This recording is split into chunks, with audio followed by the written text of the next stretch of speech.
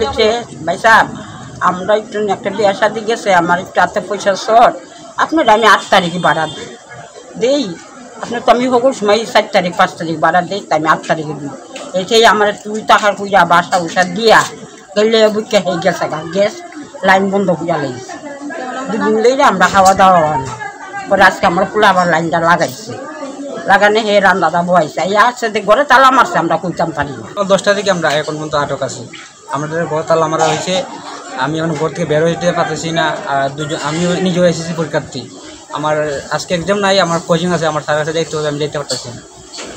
আমি ব্যবসার জন্য বেরোতে পারতেছি না, আমি কোনো কিছু করতে পারছি না। আমি যে দোকান নিয়ে বের হবো, আমি দুইটা কিছু আনবো, ইনকাম করে আমার সেই ইনকামের পথটা বন্ধ করে দিয়েছি।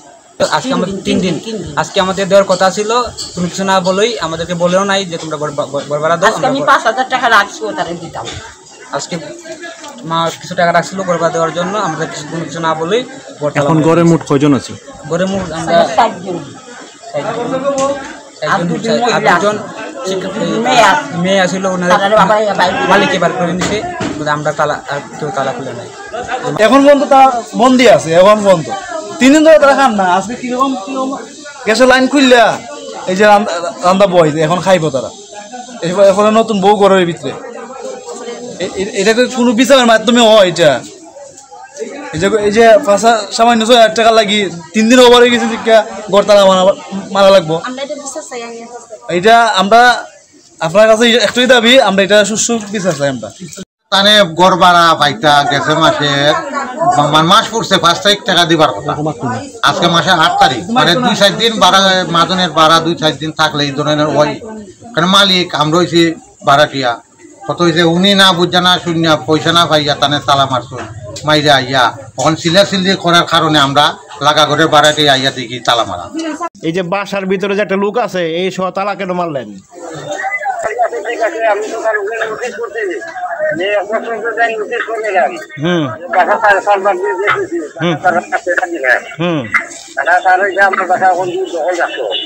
আচ্ছা, সেটা হলে পরে পাওয়া যাবে। তা আপনার যে ভিতরে একটা লোক আছে, এটা সহ কি আপনি তালা মারতে পারেন কিনা আমাকে একটু বুঝান তো ভাই, আমি তো বুঝি না লাইন কেন।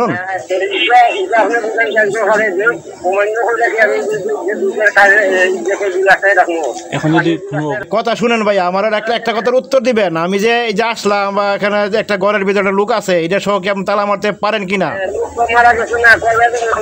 আমি কই লোক মারা যাক বা না যাক, আপনি কি লোক ভিতরে রেখে তালা মারতে পারেন? আমার কাছে ভাই আইন নাই, আমি আপনাকে জানতে চাচ্ছি আপনি কি তালা মারতে পারেন কিনা।